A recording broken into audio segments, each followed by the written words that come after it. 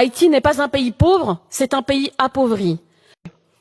Le 1er janvier 1804, Haïti devient la première république noire indépendante du monde. Une victoire arrachée par d'anciens esclaves contre l'armée la plus puissante de l'époque, celle de l'Empire français.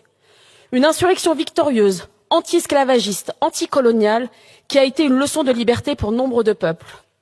La France quittera ainsi Haïti, mais y reviendra en 1825, lorsque Charles X imposera sous menace militaire une rançon de 150 millions de francs or pour indemniser les anciens colons. Pour compenser, dit-on, la perte de ce que la France n'aurait jamais dû posséder, des êtres humains. Ce que la France a fait ce jour-là, c'est une extorsion, c'est une punition, c'est une leçon de soumission infligée à tout peuple colonisé qui osa, 20 ans plus tôt, prendre sa liberté sans permission.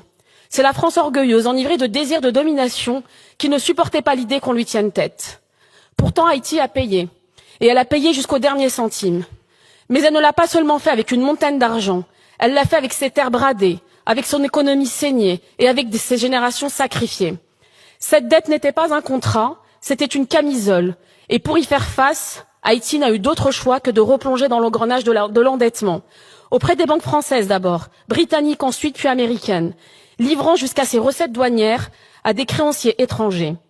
L'indépendance arrachée par le sang a été rachetée au prix fort, non pas pour la liberté, mais pour rester debout. C'est cela la double dette. Une première dette imposée par les chaînes de l'esclavage, une seconde scellée par les chaînes de la finance.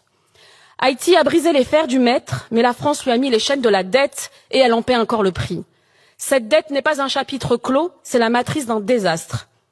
Reconnaître cela, ce n'est pas s'accabler, c'est réparer, c'est refuser que notre République continue de prospérer sur des dettes impayées d'injustice. Ce que cette résolution propose, ce n'est pas un chèque, c'est une démarche, une commission indépendante, une reconnaissance officielle, une coopération mémorielle. Elle ne demande pas une charité, elle exige ce qui a été dénié si longtemps aux Haïtiens, la justice. Et à ceux qui craindraient que ce geste crée un précédent, je réponds, cette dette est unique, elle est documentée, elle a été extorquée par la France à un État souverain, ce n'est pas un cas général, c'est un cas d'école.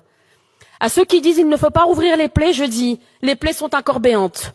L'injustice continue tant qu'elle n'est pas reconnue. Haïti n'est pas un pays pauvre, c'est un pays appauvri.